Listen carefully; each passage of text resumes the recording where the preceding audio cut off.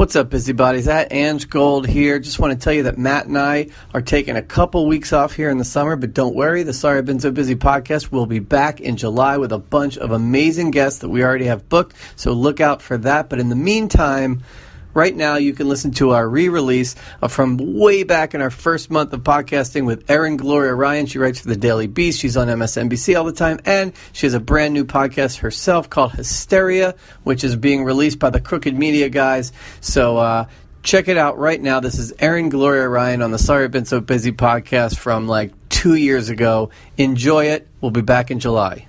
Until I met my new best friend, all of my boys say I'm tripping. When they call, I'm not answering. They always get my voicemail 'cause I'm... Are we rolling? Alex, are we rolling? Welcome to another episode of Sorry I've Been So Busy, the podcast where we talk to busy people, find out what they're busy with, or what's the other part? We talk to people who aren't really that busy and find out what they're pretending to be busy with. Exactly. Andrew Goldstein is here. Hello, Andrew. At Ange Gold on Twitter, ANGEGOLD. Going right into the plug. Okay, At Matt Goldich. Yes, my name's Matt Goldich. I'm here. We're here with our producer, Alex, in the beautiful Showbiz studios. And did you get Alex's text yesterday, by the way? I meant to mention this. Because sometimes Alex is unavailable and we have a sub. And I said, you saw the text I sent.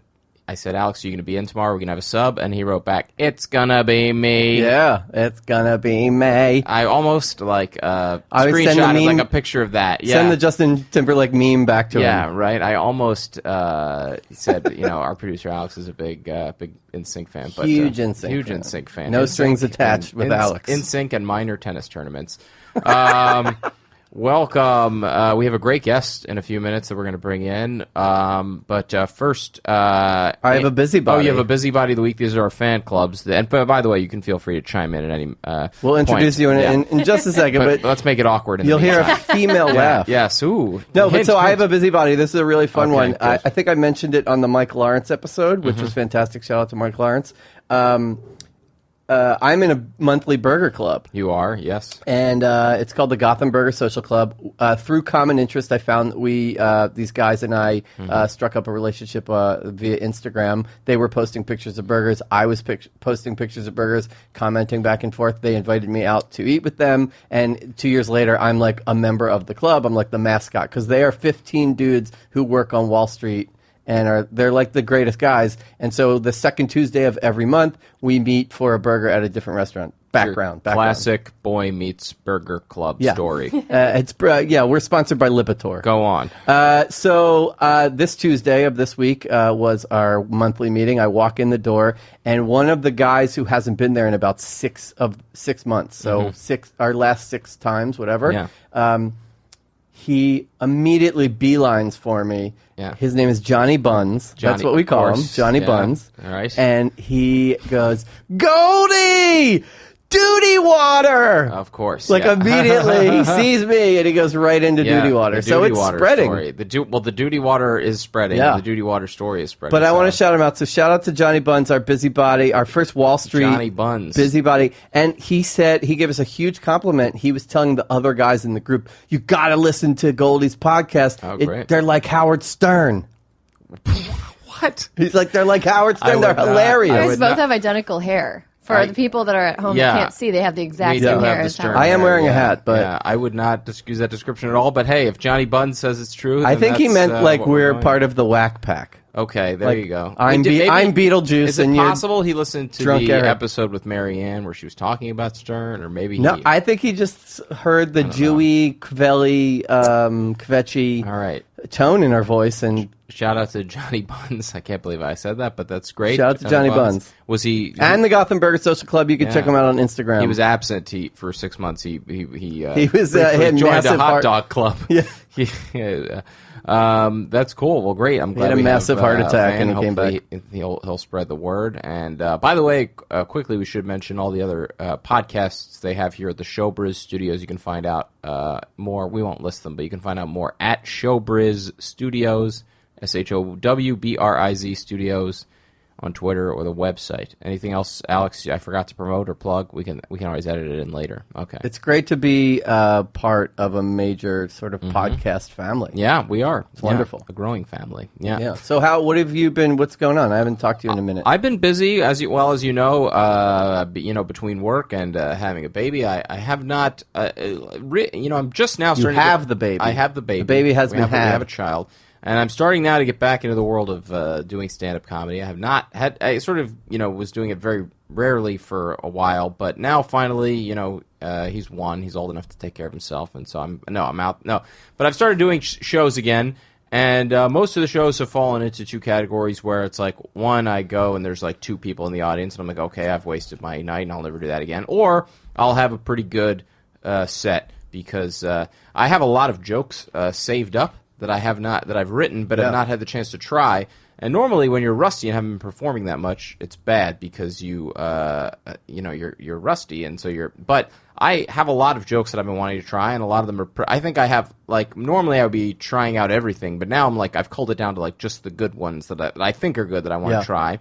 And a lot of jokes about parenthood, a lot of jokes about having a baby. I've been trying. Usually happens. A lot of your favorite comedians, you catch them 10 years in, they're starting to talk about families. And they've been going over pretty well generally. But I had a show this week where went to Brooklyn and packed house, started to do a few jokes about other topics that went over very well. And I guess this was like on the border of Greenpoint and Williamsburg, so this was not like Park Slope. This was not like parent Brooklyn. But first of all, people who aren't parents can appreciate jokes about babies and parents. But went into the parenting material and just started completely bombing. And just these are jokes that have done well Look at before. you. And was just greeted with silence, and I just kept doing them. I just kept doing like 7, 8, They're 9 like hissing at you for jokes in a row. procreating? No, they did not go over well. Got the light early to get off stage. And but the thing is, I will say, like, people who don't do stand-up might not know this, but it is very thrilling to bomb. It's exciting because it's a feeling you don't. It's a low. But it's a thrilling low, if that makes sense. Yeah. It can be exciting. It's exciting 10, 15 years in. Yeah, 1 year in, you want to kill because yourself. I've been around so long and I've had plenty of good sets, and I've done, and so I know that, like, this is not my. I'm not just a terrible comedian who just there was no pressure on it. I'm out there having fun, trying to get better. That's when it gets fun to be on stage, when you don't care. Yeah. But I think it's funny that you got basically parent shamed. Yeah, I think so, by the audience. Yeah, it was fun. It was fun to bomb, but I will say I did leave pretty immediately after because I didn't really want to hang out and talk to the other comics or watch them other.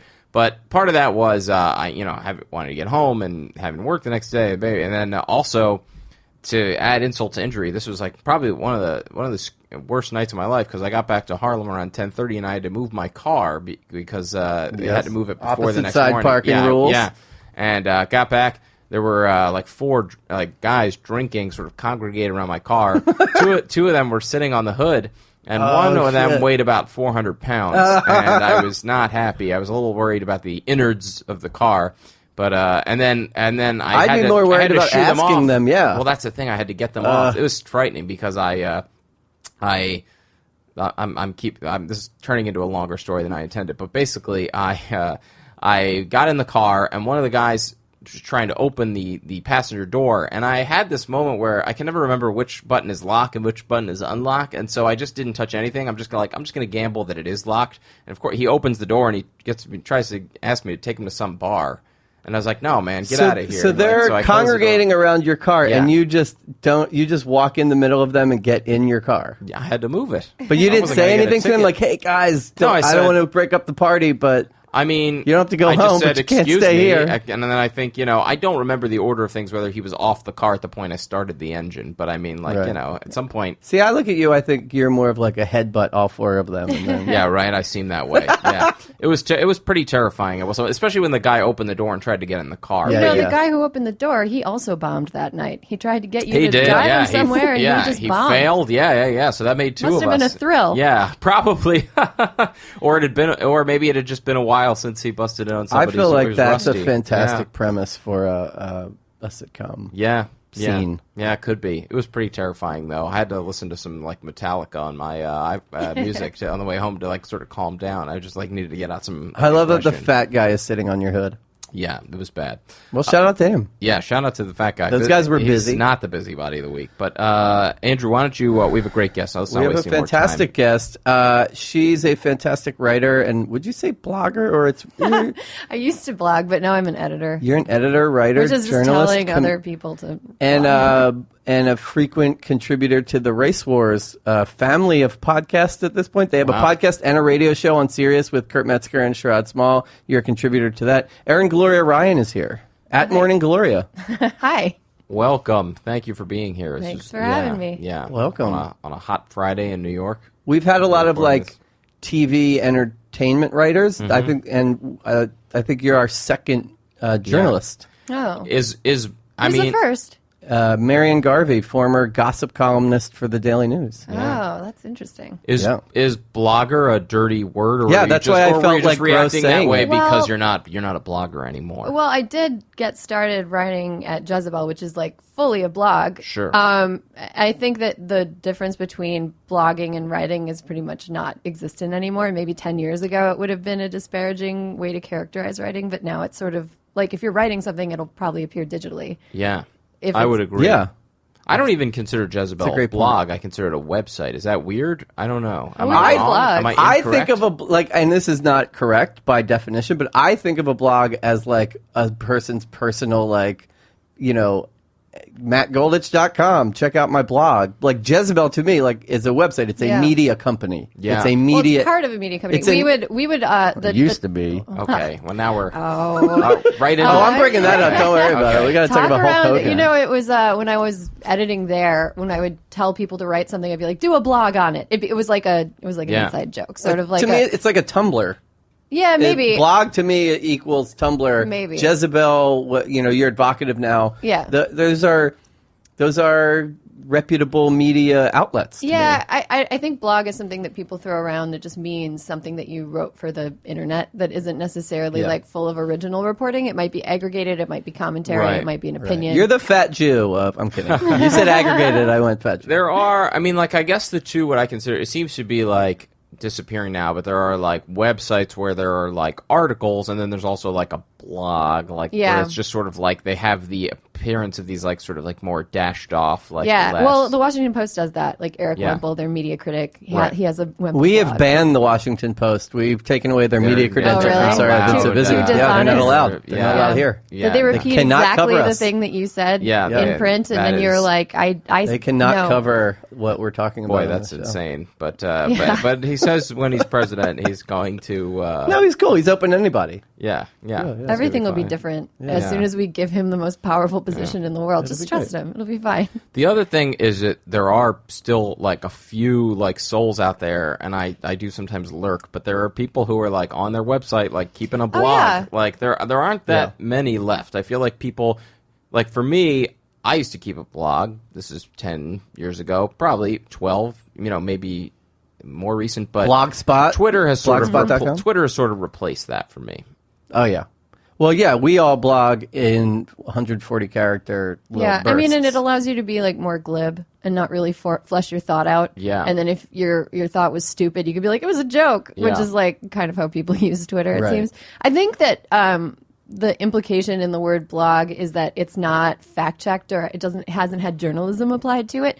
But now, where I'm working and where I was working, both places we would fact check things and we would make sure we would interview and transcribe things and we would do original reporting. So I think the implication is that there's not a ton of original reporting going into it, but there is. Right. Yeah. I feel like, like the Grantland Ringer sort of model that's a blog, right? That's not, because they're not doing original reporting. They are writing think pieces and columns. I think they're trying to do both, right?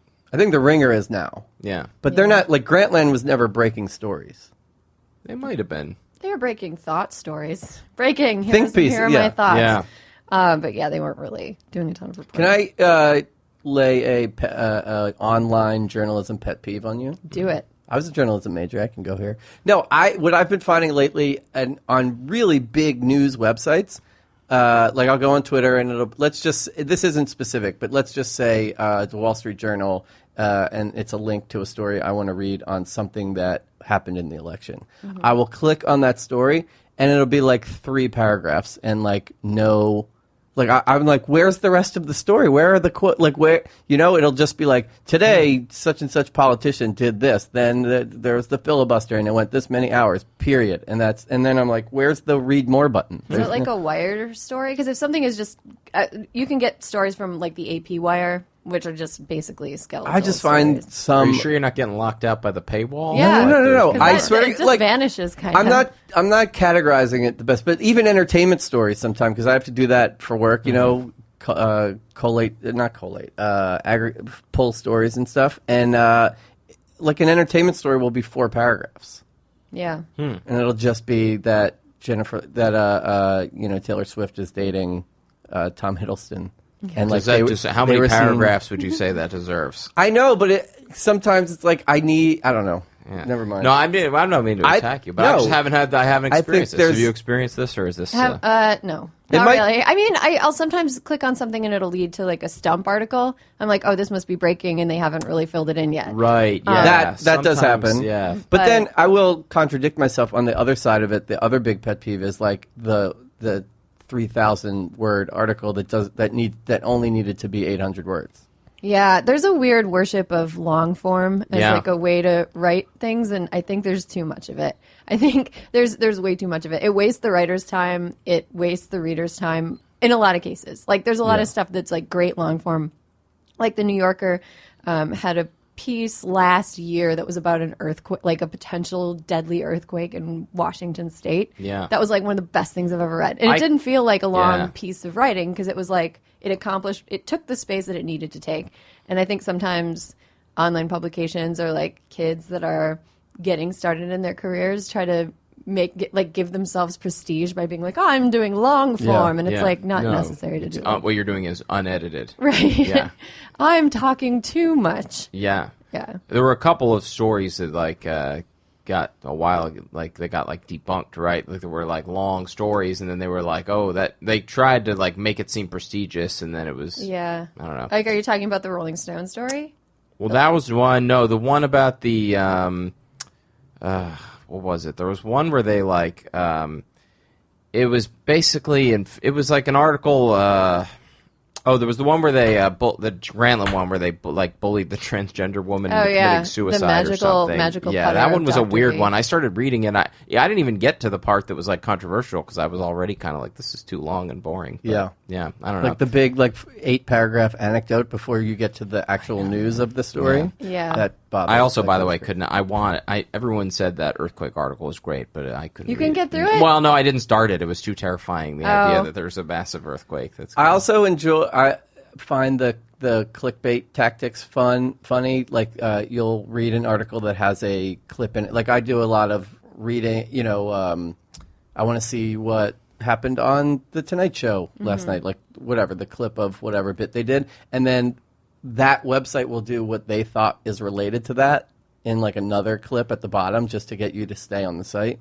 Those things crack me up. Yeah. Because they're like, it's like TiVo back in the day where it was like, you might like this. If you like this, you might also like this. Yeah, they always serve up suggestions. And I think part of it is because nobody's quite figured out the perfect way to monetize online content yet. And so for now, it's based on how many people are looking at your website or have looked at your website, and it's evolving into something else where it might be who is engaging with you socially, and how much clout does your brand have. So it might not even have anything to do with how many people are clicking on. And it's like a really convoluted and strange world trying to monetize this free thing.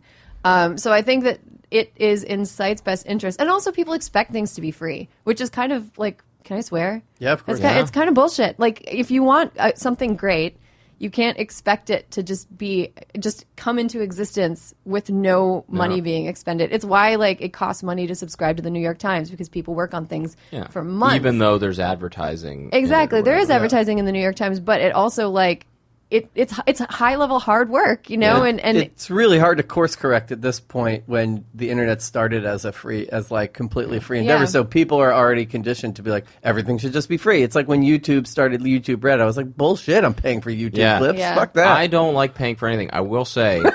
I mean, that's just across the board. Yeah. I mean, we're think about it. We're 30. We're in our mid to late 30s. Imagine how people in their like teens and 20s are. They were basically raised on the internet, so they never paid for anything. Yeah. So the idea they'd be like, pay for it? No. But the one thing I will say with the New York Times app, you pay for it. It's so worth it. Probably only in New York, because you hit scroll. It's refreshes the whole thing, and then you go on the subway with no internet, and you have access to every article in the New York Times. That's great. Like off the web. So that is like it's like a black site. All you have to do is refresh it for it's a private email server. And so that's the only reason I would pay for it, because like on a half-hour commute, it like keeps you entertained with no internet or whatever. But but other than that, I rarely pay for stuff, and there's not a shortage of things to entertain. Well, it's also like there's not a ton of quality control. So if it's sort of like if you're not. Somebody's going to do it for the attention anyway. So, like, let's say there's a story about a gossip item about Taylor Swift, for example. Right. Somebody could do, like, a deeply reported story about whether or not this is true and where it started and, like, if people were talking about it and, like, how it fit into the end of her relation. They could, I don't know, if you wanted to do a gossip reported story, you could do that. Or you could just report it as an item and put 15 GIFs in there that are reaction GIFs. And the number of people, and you can get that up 10 times faster. You can do it without paying someone who knows what they're doing. And you'll probably get the same amount of traffic. Right. And so it's sort of like contributes to, you're incentivized to just kind of put, not me personally, but I think like I've noticed having worked in the industry that people are incentivized to just put up garbage. Well, I mean, that seems like the BuzzFeed model. They do a lot of important stuff. And like one of my old colleagues, Katie J.M. Baker, was the one who published the rape victims letter. It was published originally to BuzzFeed, and she was the one who obtained it. Yeah. Which was like they read it on the floor of Congress the other day, and it's had like a huge cultural impact. So what they've done is figured out a way to have the like clicky stuff where they just take screenshots of tweets and they're like, here's some funny tweets about being Catholic or whatever. Or being a Catholic with one leg. They're also like very specific identity articles, like here's how you know that you're a Latina from Louisville. Yeah. Anyway, so they'll you're one of two people. Yeah, no, I don't know. Exactly. Yeah. They have that side of things, which generates a lot of audience, and people click through and they share, and it has a lot of like impact. And then that sort of helps fund the other side of things, like they're able to actually do. But then sometimes the big important stuff actually does go viral, like the letter, putting the medicine in the candy. Yeah. Oh yeah. But I mean, sort of. but I feel like sometimes these really do well written, well reported. I mean, that's the gold mine. I mean, I guess maybe it's rarer than you think, but like really I've been in the BuzzFeed offices. They have like a whole news floor, which like blew me away. And then from there, I was like, oh, I'm gonna go. I'll check out BuzzFeed News, which is totally different than BuzzFeed's main page. Like BuzzFeed's main page is like top 8 90210 characters you forgot about. There are very few. I mean, but then you click on the news. By the way, you did not forget about any of them. No, I know every single one. Yeah. But do you how many websites do you go? Like we've talked about this but like, I mean, you mostly are on Twitter and clicking on links. Yeah. I still go to about 8 or 10 websites every day or every week. I mean, are you still going to the sheer volume of like media that I consume as part of like my job, and also partly because like my brain is sort of like a shark, and if it's not swimming through like content, it dies basically. But I have like this really massive seizure-inducing news feed on Twitter. Yeah. And what I'll do is I'll just scroll through, star everything I'm interested in, then go to my likes and click. That's what I do. Open all that, and then open them up. There's a couple sites I go to. I go to the New York Times. I go to the Washington Post. And the other one, this is like my guilty pleasure. I go to blindgossip.com. Wow. Oh, yeah. Which is like a really good, like aggregated celebrity blind items website. I learned about that on Get Up On This with Jensen, which is a great podcast. Oh, cool. That was one of the things we were told to get up on. It's so fantastic good. if you like blind items. Yeah, there used to be a website. What was that? When I used to work on like shows like this, I used to go to this website called We Smirch. And it was like a gossip aggregator. It was like similar, Yeah, I've heard of it. And you can like figure out from the context clues who they're talking about. Well, then you can just go down to the comments and you'll see like the people who have the guests that make the most sense, and you're like, like Redditors figure it out. Yeah, exactly. I do go to Reddit. I go to Reddit too, just to get a sense. I have trouble navigating Reddit. You have to kind of curate I need a it. lesson. You have to curate Yeah, it. It's gotten really overrun lately by Donald Trump fans because they kind of figured out. I'm serious. They figured out a way to game. So has society, I guess. But go ahead. Yeah. They figured out a way to game the system to make it seem like their posts are artificially popular. And so Reddit it's actually been in the news in the last couple of days. They're toggling with their algorithm because the Donald fans. They figured out that if you put something up and like everybody upvotes it at once, the algorithm will be like, oh, this must be super viral, so it goes to the front page. So they'll do that with like, and every time it starts getting traction, then they'll ban people that downvote, and it's like they figured out a way to game the system. Yeah. I've never felt older than the day on the old morning show I worked on when I had to ask one of like the interns to show me how to use Reddit. I still don't know. It was super, and I didn't really retain any of it. Yeah. There's some that are really weird. If you build a list of like subscriptions, if you sign on and you subscribe to like cool ones. I need a tutorial from you. Okay. Yeah. We need to schedule that. You can teach me how to use Snapchat when you're done learning. I definitely can. We are a big Snapchat household. I know. We're half of one. But yeah. The other question I wanted to ask you it's also on the journalism thing, but you're a very thoughtful writer. I met you on having a ridiculous time at the Race Wars podcast, but you're a very thoughtful writer. You came on my show because we were doing the topic about the use of the word female and that whole thing. But like, how did you get roped into Race Wars, which is like and I love those guys and I loved being a part of it. And but it's like one of the most offensive, outwardly, admittedly, like offensive sort of podcasts and radio shows. Well, okay, so there's in the best possible way. Yeah, no, it's great, and I love it, and it's so much fun. Well, so I don't think that being thoughtful and being honest and in a funny way are mutually exclusive, and I actually think they sort of play into each other. I think that having worked in women's media for as long as I did, and working on a platform that was just always scrutinized with this like completely unfair lens. Like, one person on Jezebel would write something, and everything that was published on that website was not necessarily something that all the editors agreed with. Like, publishing something wasn't us being like, we agree with this opinion, this is a good opinion. It was like, this is an interesting piece that expresses something. This is an interesting take. People should, this is an interesting thing to read. This is something that people can read.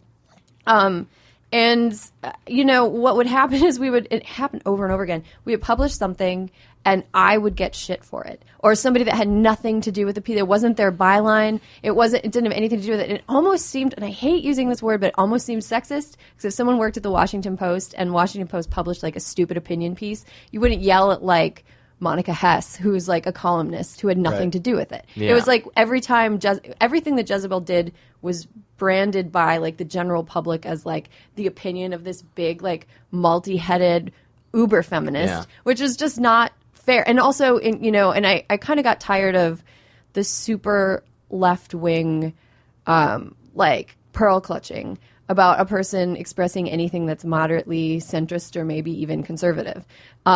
It's okay to have like a different, like like a whole bunch of different opinions and entertain them and maybe think about them and maybe listen to somebody who's not someone who you agree with and maybe expose yourself to ideas that are maybe offensive to you, but like figure out why, unpack why. That's called growing as a person. Yeah. So I think I kind of got soured on not the working there at all because I have all like the respect in the world for the people that I worked with and the people that are there now.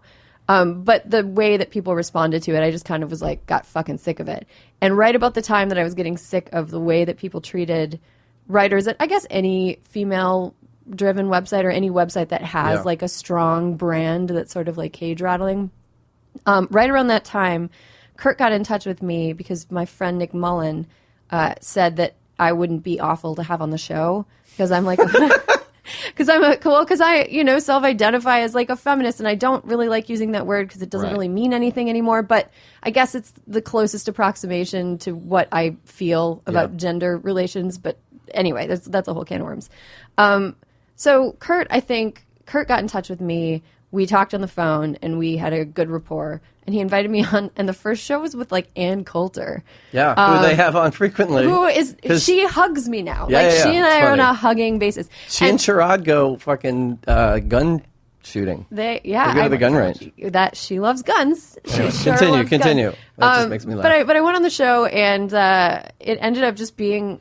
It was a really refreshing environment because it wasn't like you had to censor yourself. You could say what you were thinking, and if it was offensive to a person in the room, they would be like, I don't like that. And they would fire back with something that was really unfiltered. And it was really refreshing because I felt like working in women's media, you have to, I caught myself kind of what's the word I'm looking for? I caught myself kind of not expressing myself fully. Yeah. Like I would be like, I can't say this. People are going to get mad. Like rearranging sentences because it's like, and editing things that other people were writing and going back to them and being like, people are going to get mad at this sentence. Like maybe you should change it. And it's like, I got tired of preemptive sort of. And I guess there's certain things that are easy to avoid. It's easy to avoid certain, like misgendering a trans person is something that I think a person that isn't used to talking about trans people might do by mistake with no ill intention. Yeah.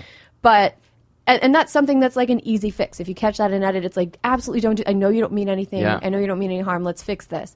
But there are other things that are like not even that bad, like using language that's maybe using the word like stupid or dumb. We would get people tweeting at us that were like, "That's ableist." Lame was one that they didn't like. And an old editor at the site once tweeted, "Ableism is stupid and lame," and she got so much shit for it. People were like, "I can't believe it's very trolly." Yeah, it was just like I get that. I get that. It's not good to say things that are hurtful to people, but I also think that, like, from my perspective, most of the people that were complaining about things being hurtful were not people who are members of the groups that those things were allegedly hurting. Like a lot of white women taking umbrage over things that might possibly offend a theoretical. That's one of the things I loved about being part of that crew, and Kurt especially, is like that dude puts out some really crazy stuff, but he really wants. If you're going to engage with him, like he'll invite you to have a intelligent conversation about that topic that he just put out there. Like he does it on a weekly basis. Tommy O'Malley, who's now a big part of the Race Wars family, and yourself, and that's how that sort of came about. He invites that conversation because he wants to be challenged. Right, and I think that he doesn't just want the echo chamber. Well, I think that attitude is kind of an anomaly. People like to read things that make them feel good about the way that they think already, rather than. And I actually have sort of, since I started doing Race Wars, and I already was kind of like leaning in that direction, but I feel like if we could reprogram ourselves to feel as good about growing as we did about being agreed with, and those are two different things. Yeah. So I think that's one good thing that's come out of There's something about the internet, I think people just become entrenched in their own viewpoint and they refuse to hear anything. They don't want to... The podcasts are a lot different, I think, in general. It's like a conversation. Yeah. You're learning. You talk to people, you can sort of go back and forth. You also, like, there's context, so it's like you can say something and then be like, "This. Let me explain further. This is why I think that." Like, you know, someone could take it out of context and put it in an article, obviously, and say, and people do that. This. Yeah, and people definitely do that. But then they look like an idiot whereas when tweets, there's no context or whatever. Right. But have you gotten judged by anything that's got like, oh, you hang out with those Race Wars idiots? Yes. I think I put an Instagram up of Ann Coulter and I one time. Right, and, that's what I'm getting at. The thing is, I think that a lot of her opinions and the ways that she expresses them, I know that she's a troll, and I know that she's very smart, and I don't think that she's making up her views. I think she's exaggerating them for comedic effect. Like how a comedian is like, what's the funniest way I can express this? She thinks, what's the most like conservative wackadoodle way I can express this? And she'll do it in this really like, it's almost like a chemical formula, and she's kind of brilliant in her own specific thing that she does.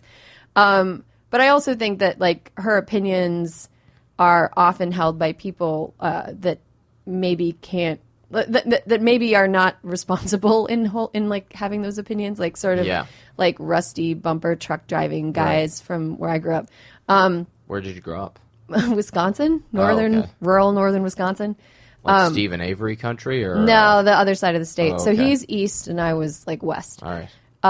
But anyway, so Anne and I can have a civil conversation, and I can enjoy having a conversation with her, even though we disagree on almost everything. Right. Do you feel like she's learning and growing?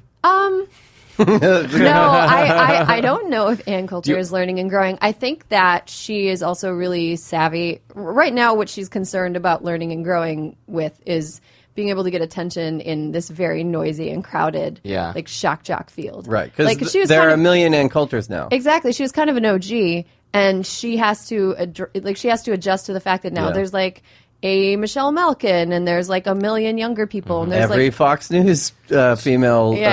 So now she has to get attention. She has to go the opposite way. She has to like say things that are shocking to her, like base or something like that. I think. Well, she needs to push it even further. Oh, okay. Like that's why her Donald Trump fandom. She calls him Daddy. Yeah. Very weird. Yeah, which is a little whatever. People make their own choices. Yeah. But yeah, I think that she isn't really focused on growing intellectually. I think she's focused on figuring out how to grow her audience. Right. So you've never said anything where you're like, oh, I think I got through to her. Like, I think have you ever like where it's we were having I changed her mind. We were having a debate, a mini debate about Clarence Thomas's judicial record at the Supreme Court, and he hasn't really authored any opinions that are of any consequence, and he doesn't really make any. And he was. Most historians who pay attention to the Supreme Court could agree that he was unqualified and he was sort of like hastily appointed as a replacement for Thurgood Marshall. And it was anyway, but he hasn't written any good opinions. And she was saying that she thought he was like fine. And I was like, what's a good opinion he's written? And she's like she didn't. Yeah. He'd concurred. He'd written some things that were like okay, but he'd never been like the primary author of like a consequential Supreme Court. His most significant opinion was that Anita Hill was a hot piece of ass. I know exactly. Long Dong Silver is an okay movie. Didn't say anything for 15 years. He was just completely broke his silence. He kept it to himself. Yeah, he was completely. He never asked a question on the joke. It's bad. I shouldn't say it, but he didn't ask a single question on the bench for 20 years. And his first question was, "Hey, who ate all the pussy?" That was the joke I made in the office. But someone else said the joke he made. I didn't. But one of my coworkers was like, "Hey, where's Scalia?" That was his first question. Anyway, Real quick before we get into hearing about a typical day in the life of Erin Ryan, you before the podcast you told me you're from the Midwest, and you said Wisconsin just now. You mentioned Minnesota. Yeah, so where I grew up is like we would use the phrase as the crow flies. It's like 12 miles of the crow flies Game of Thronesy from the border. Yeah. So the nearest major winter city is coming. I know. Well, it's always as there. The crow flies. So anyway, my town has like 1,000 people, and I grew up between two towns. One has 1,100 and one has 1,200. So it's like very small. Right. You never wrote for Auto Trader magazine, did you? No. Other part of the state. And that's why I'm still alive today. You were saying the closest major city is what? Minneapolis. Oh, so okay. all of our. Okay, so you're on the Minnesota side. Yeah. So culturally, we were sort of like all the TV, all the radio. If we wanted to buy like a pair of shoes, the closest store was in Minnesota.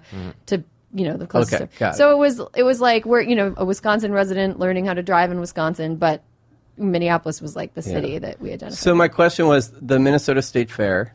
It's amazing. Okay. Do you know about the cookies in the bucket? Yes, I do. Okay. So Jamie and I, my fiance, we about like a year ago, we watched the whole like Food Network special on those cookies, and I think Jamie read an article and turned us onto it as a couple, and then we watched like the subsequent specials and this and that. Yeah. And then we are basically. I'm just telling you that we are obsessed with one day getting a bucket of those cookies. You have to go. It's so fun. And this woman who does it, she does it just at the Minnesota State Fair for however many weeks the fair is up. She makes millions of dollars just in the 3-week stretch by selling these buckets of cookies. And then the rest of her year, she doesn't work. Yeah. She literally, it's an amazing entrepreneurial Well, and also thing. you can buy, so there's the You cookies. can buy the frozen, which I bought her for Valentine's Day. It's a great other story, which I could tell. Well, you could also buy it to go with your big bucket of cookies, which they stack all the way up, so there's no way to put another cookie on top of it. It's over the top of the bucket. You can also buy milk because they have all those cows there, and it's too expensive for them to cart the milk off, so it's 25 cents for a huge thing of just fresh. Right out of the udder. Well, no, it's not like you don't squeeze a cow tit into a glass. It's like a machine, and you just go and it's 25 cents, and it's all from that day they pasteurize it. But you can confirm those cookies are incredible. Yeah. Oh, for sure. Yeah, they're good. Although it didn't take many times visiting the state fair before I sort of was like not that into them anymore. Cheese curds and stuff. Yeah, cheese curds. It's really like a mecca for fat people. It's like a Hajj. Yeah, for I want to fat go. people. I want to go. Like and you can get a pork chop on a stick there. Yeah, you buddy. can get it's just any disgusting junk food you can imagine. Well, yeah. So I had the idea to get the frozen ones, but you can't order them online, the whole thing. So I went, it's one of those amazing Twitter things. I went on Twitter. I have a lot of like crazy wrestling fans that follow me. And I just went, hey, wrestling fans, do I have any crazy wrestling fans in Minnesota? Hit me. And a few guys did. And this one wrestling fan who lives in Minnesota bought me 2 packets of the frozen and shipped them to me, and I Venmo'd him the money. And That's that amazing. that was like one of my Valentine's Day gifts. That's so romantic. like last year. That's yeah. so romantic. Cookies, baby. Now you've set yourself up. Next year, you got to get the bucket. You gotta get the bucket. Yeah. I will eat that. I will eat those cookies fresh one day in my life. You should go. I It's know. like the last. Well, now we're like wedding planning, so maybe next year. last 2 weeks Honeymoon. in August. Honeymoon, Minnesota State Fair. I mean- put back on all the weight that we're trying to lose with the hashtag wedding diet. Yeah. Oh no. All right, tell us what you've been busy with. Give us a typical day, a day from this week, or a typical day in your life. Okay, so this week I was busy because I was back in Minnesota because my sister is about to give birth. She's about a week overdue. So I scheduled the trip because I was like, there's no way she wouldn't have the baby during this time span, and she did not have the baby during the time span. So that baby owes me a plane ticket as soon as it's born.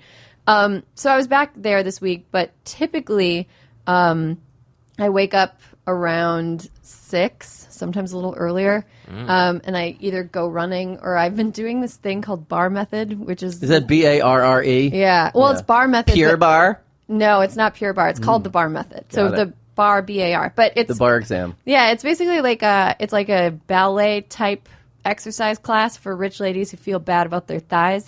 Like I started going because I had knee problems after I ran my last marathon, and I heard that if you just like strengthen your muscles, it's supposed to make them go away. So I was like, whatever. So I started going, and it's actually really nice. It's relaxing. It takes an hour, and then I go back. I start working around 7:15, 7:30. Alarm at 6, or you wake up on your own? It depends. If like the sun comes into, like if it's not overcast, I will wake up organically around when the sun's starting. You to come have up. natural exposures?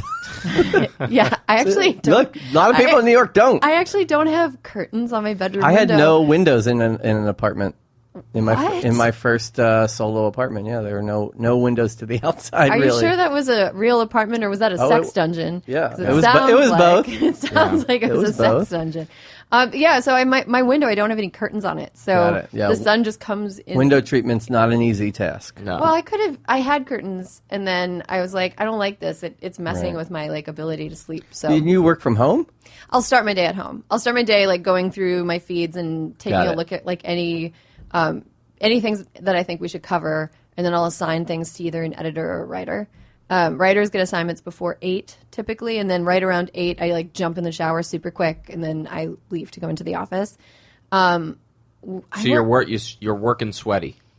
Yeah. You're starting oh work yeah. sweaty. Okay. Oh yeah. I'm All right. disgusting. Okay. The other day I was working and I like realized that I was like, what is this? There was like some dry stuff on my arm and it was salt. It was so gross. Yeah, I was Wow. like sweaty. It was disgusting. I'm a disgusting person. Oh. So then I go into the office. I work in the garment district, which is a colorful part of the city to work in. Fascinated that those buildings are still. Yeah. Like, how have they? Well, they found a dead prostitute in the building around the corner from where I work. Yeah, that's. I don't see how that doesn't happen every week. No, it definitely is a place. If I were a prostitute and I was going to die, I would go there. Like, if you walk through the garment district and look up, all of the windows are just filled with like garment bags and plastic. It Yeah. looks like my mom's house. Yeah, well, and then I love the stores that are just like reams and reams of like neon sequined fabric. Yeah. It's like, why do you need this much? How do they pay their rent? All these buildings. I don't know. I'd imagine that they probably locked it in like the 70s when you would just get stabbed. I'm for fascinated going by outside. that and Chinatown. Yeah, same questions. Chinatown. Well, Garment District is the thing that's really funny about it is it's right by Penn Station. And so there's a lot of tourists that are like, we're in New York. And it's like, you're in the grossest part of the city. Get out. I know. Everything is. The other week, I saw like a human poop on the stairs going down into the Herald Square. It was a human, full-on... Duty water. It was a full-on human... It was like, this is not a dog poop. Yeah, this you is can a tell. human poop. Yeah, and it was just sitting there. Tell me, what are the telltale signs? I'm kidding. Let's not get into I mean, I look at poop online a lot. Right. You walk down the stairs, it says, hello. Yeah. It has thought. It has cognitive thought. Yeah. It has thumbs. It has opposable thumbs. That's how you know. Yeah, it has and it uses tools. That's the main thing. So I go to work. Typically, we have a meeting at 10. We have an office in Tel Aviv, so it's like a tele meeting where we talk to the people that are out there and kind of do like a quick handoff of stories. And then for the rest of the day, I'm editing. So if somebody has a piece that's ready to be filed, I look through and make sure that it makes sense and that there aren't any errors. What's your biggest grammar pet peeve? Wrong use of a gerund? No. No. I drop my G's all the time, so I misuse gerunds constantly. It's like, I don't like it when people misuse homonyms, and I also hate people misusing the phrase begs the question. Oh, because it's that's a good one. It's evolved into this thing where it's like, oh, it's fine. Like, I feel like there was a point in history in the last 10 years where somebody was just like, oh, people misuse this all the time. Fuck it. Yeah, we're just going to let begs the question means I've never invites begged the for a question. Well, it means the way people use it, they use it as though it means invites the question. Yeah. But begs the question is like an answer. It's not that. It's not that. Yeah. So that's an interesting one because I've heard so many other grammatical and phraseology pet peeves, and I've never heard. But I agree with that one. But I've never heard somebody vocalize that one. Oh, I've tons. This is the similar thing. People used it the wrong way so much that I think it became the right way. Yeah. Historical and historic. I hate when things are historic and people describe them as historical. Oh, yeah. I think now it's actually in the dictionaries like historical means historic. But historical should be from the past. Historic should be like once in a lifetime, like it's a thing, amazing thing. But anyway, I always talk to Jamie and her sister about like, when Jamie was dating and her sister who is dating about like, it's such a turnoff if like your initial texts or emails with the person that you're interested in like misuses you and your and who and who, just like a big glaring, like it's a big red flag immediately. I mean, you can mitigate that by going out with people who don't speak English as their first language, because then it's like an excuse. It's like, well, they might be stupid, but they might just be learning. It's English. that's a good way of looking at it. So anyway, I work. I eat at my desk. I don't go outside. Are you the delivery to your desk? Yeah. You walk out, pick up, go back to your desk? No, I order it to my desk. It's really sad. I always order maple.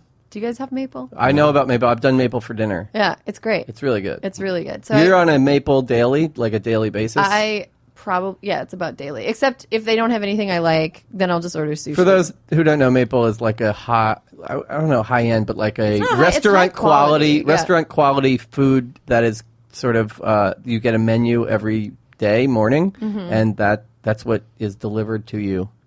Yeah, there's like 5 different things you can pick from every day, and that's it. There's like a kitchen somewhere where they make it. Yeah. A lot of meetings, interacting with other people during the day, or are you mostly at your desk? It depends on the day. We have 2 all-hands meetings a week, so everybody in editorial and art and like our social team, we all get together and we'll have like a big pitch meeting about features. Every single day we have a senior edit meeting. Sometimes we have a meeting with the like top-level editors. And then if we have any projects that we're working on, like I'm on a couple of special projects now, I'll have like call. A lot of them are done via phone call because like there's people in Tel Aviv. Yeah, there's people in Tel Aviv, and there's some people in Germany, but I don't really work with those people. But everybody's sort of like all over the place. So I'm guessing the Tel Aviv people. I knew where you were going. I saw the gleam in your eye, and I figured I knew exactly the next words out of your mouth. All right, when does your day wrap up? Usually between 6 and 7, sometimes a little later, depending on when people file. And then I go home, and it takes 45 minutes to You're in get Brooklyn. home. Yeah, Williamsburg. Got it. I'm about to move to Harlem, actually. Oh, you'll be neighbors. Yeah, I couldn't take it anymore. Matt, give her your address. We'll talk off air. Yeah, I was just like, I can't take this anymore. I can't deal with being underground for this. It's not natural. Like a human who you're a mole person. I know, exactly. It was just like I hate this. I hate taking the L. I hate the people that I'm on the L with. Oh, the L's the worst. The L's horrible. And like they're gonna shut it down, right? Yeah. there's like, and their alternative is buses. Yeah. Yeah. Good luck with not that. happening. Yeah. Well, the good news is that people who live in Williamsburg mostly just have like leases signed by their rich parents, and they're like artisanal earring designers, and so they don't really have to go anywhere. Are you a go out during the week, like most nights, or are you stay home, watch The Bachelor? I do watch The Bachelor, but usually if I go out after work, it's work related. So I'll meet somebody that's like, "Hey, you're an editor at another place that I haven't talked to in a while," or like, "Hey, let's get drinks right after work." But and then sometimes if I slept in the morning, I'll run at night, and then I go to Inside bed. or outside? Run at night. Outside. I used to run. I used to have a gym membership at a regular gym, and it felt too much like being on a hamster wheel. So Are you running in on the streets, like sidewalks? Yeah. Yeah. It's fun. It's like I have being in a trouble video with that. game. Yeah, me it's too. like you get to dodge people, and I get super aggressive when I run. Do you keep the running motion going at a light? Those No. people, they get to the corner and they run in place? question. No. What I do when I get to a light is if there's a little dog there, I pick it up and I throw it. So then you're getting your cardio. Yeah, and yeah, your, it's like you're working your shoulders. upper body workout. Yeah. Rotator cuff? Yeah, I run so I usually run the bridges. Sometimes I run the bridges, but they're my favorite because it's just like uninterrupted uphill, downhill. And on the Brooklyn Bridge, it's always just like a clusterfuck. Yeah. And I like it because it gives me a chance to push tourists, which is super fun. Yeah. Super fun. Like you say, "Excuse me," and if they don't move out of the way, you say it again. And then you get to do the little gentle backhanded push. Yeah, working in Midtown is kind of like that too. Yeah. That's great. Once you're in, are you like if you come home from work, go home and then in for the night, or do you ever go back out, or are all your night things basically straight from work? Usually straight from work. Once I'm in Brooklyn, I'm just sort of like, unless somebody is like right That around should be there. on the flag of Brooklyn. Once I'm home, once I'm in Brooklyn, I'm in Brooklyn. Yeah, I'm not I'm really excited to not. I mean, it was fun. I've lived there often. Well, for most of the 4 years I lived in New York, I've been in Brooklyn. But I'm really excited to like move to Manhattan. I think it'll be really Do you fun. stay up late? No, I go to bed at like 10:30. Otherwise, I get You're really. waking up at 6 to do bar method, sure. Yeah, otherwise I get so crabby. I'm like a 2-year-old who hasn't had a nap. Yeah. Well, it's a big problem for me. I stay up way too late, and it's like really hard to get out of that. Yeah. Wait, one quick one, just because I'm curious. Have you been to the Tel Aviv office? No, I know, but I know it's looming. I probably will eventually. I heard have it's a to great go. city. gotta I go. was there when I was probably 16 or something. My brother lived there for a year. Yeah. I mean, I really like the people that work out there. There's a few people that it'd be fun to like hang out with in person. Just go for. But I just the plane ride, man. It's too long. It's too much time. Yeah. I'm guessing the guys in Tel Aviv will just love an American girl coming to the office. Well, I've heard that people in Erin. Tel Aviv are pretty good looking. Yeah. Dark and swarthy. Like the men and the women are all pretty good looking. So I don't think it would be that big of a deal. Should we do the aggressively hit on. Well, that could happen a So lot it'd of be like places. being in Yeah. Brooklyn. This is true. Yeah, right.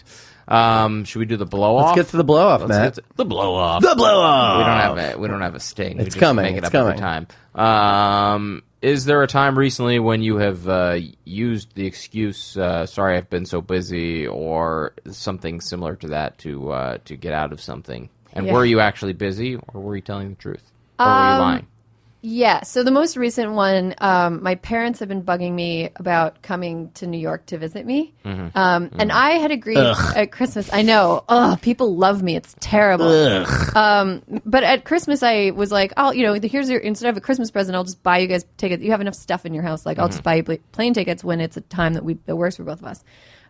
So I, it was like, okay. And then my mom's been like, when can we come? When can we come? When can we come?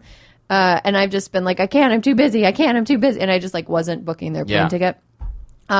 Which is not, I wasn't too busy. I just forgot about it. I just didn't remember to think about it at the times I wasn't busy. Yeah. Like my mom has a supernatural ability to text me when it's just, I can't do anything about that right now. So she would, it was half true. I wasn't too busy all the time, but at the times that I would be nudged about it, I was like, Mom, I'm like about to go into the train, or like, Mom, I'm in a meeting. Like I can't book a plane ticket on Sun Country Air or whatever for you. I know, there's so few places that fly from Minneapolis to New York direct. Yeah. It's awful.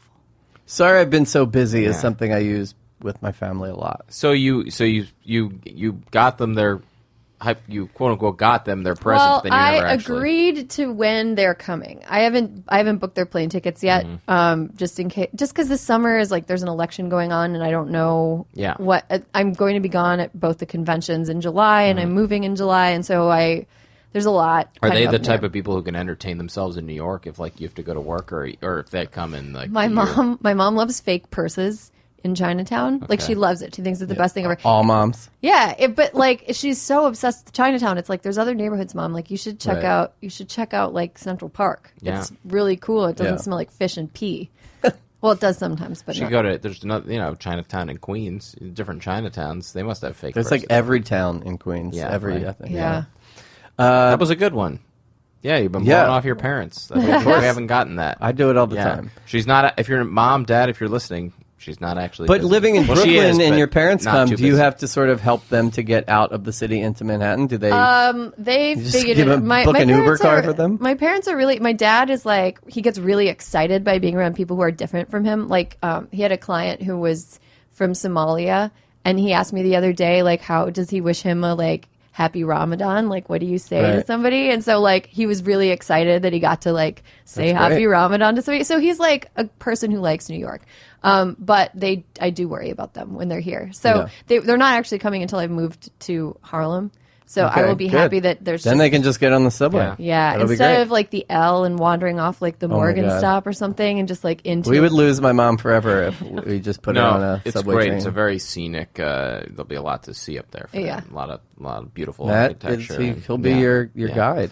Cool. Do you have anything else with Erin before we sign off? Can you give me 30 seconds on your thoughts on Hulk Hogan, please? As a God. former Jezebel, did you ever think that your episode 2 begins now? Did you ever the private content? Did you ever think your job would be affected in some way by Hulk Hogan? I have to ask. I left back in November, and that was a decision that I made independent of any perceived threats. Mm-hmm. It was time for me to go. Right. I think that the Hulk Hogan case is funded by a Silicon Valley billionaire with a vendetta, which I find, regardless of what you think about publishing a celebrity sex tape, it's pretty gross that a vindictive billionaire can sue a publication. Who was outed, but yeah, he wasn't outed. It was fairly well known in Silicon Valley circles. It's pretty gross that a person with money can shut up a publication by suing it into the ground. Yeah. And that is the main thought that I have. I think Hulk Hogan is just a dumb hick who got convinced to do this. He's getting exploited again. That's the hilarious part. Yeah. I mean, the whole reason the sex tape happened was because it's hilarious but sad. The whole reason the sex tape happened was because someone basically used Hulk Hogan for their own thing, and now Hulk Hogan is getting his revenge because someone else is using him. Well, right, and there was a couple times. So wrestling, you have no idea. There was a couple times this is all public. I'm not being manipulated in multiple directions. There was a couple times that Gawker, and this is in news reports, that they offered to settle, and Hulk Hogan's legal team and Hulk Hogan's legal team was like, no, they didn't, and it didn't make any sense. The legal maneuver didn't make any sense. So basically, unless the funder is paying him as much as he could have made by settling, he got dicked out of some money too. Yeah. So it's a shitty situation all around, and I feel bad for all my coworkers who had nothing to do with the story and are suffering the consequences. Sure. I mean, there's hundreds of people that work there, programmers, ad people that don't get talked about. People that had nothing to do with the story, who weren't even there when it was published. Yeah. And, some of them have families, wives, kids, and it sucks that this is affecting them because an angry billionaire wants it to. The better question would have been, did you ever think Bubba the Love Sponge would have such an effect on your career? I'm so upset that I know that combination of words. I know. It's such a bad combination of words. All right. Well, thank you so much, Erin Gloria Ryan. People can find you where? Just find me on Twitter. Morning Gloria. At Morning Gloria. Anything else you want to plug? Read Vocative. It's fun. We do a lot of cool stuff. Yeah. Awesome. Cool. Andrew, anything for you? No, I'm just, thank you so much. This has been really, really fun. Your name comes up a lot in our office to possibly, book you to play to sit in the chair and be the voice of reason a lot of times. Oh, thanks. So it'll happy to be the voice of reason. It'll come back around. If it comes and to a great conversationalist. This hour for sure flew by. Yeah, it was fantastic. This was fun, guys. All right. Thank you, Andrew. Thank you, Erin. And thank you, Alex, and everyone here at Showbiz Studios. Stay busy, everybody. Stay busy. When they call, I ain't answering. They only get my voicemail 'cause I'm busy. Whenever I get with her, say I'm busy. And I'm gonna hit you later 'cause I'm busy with her.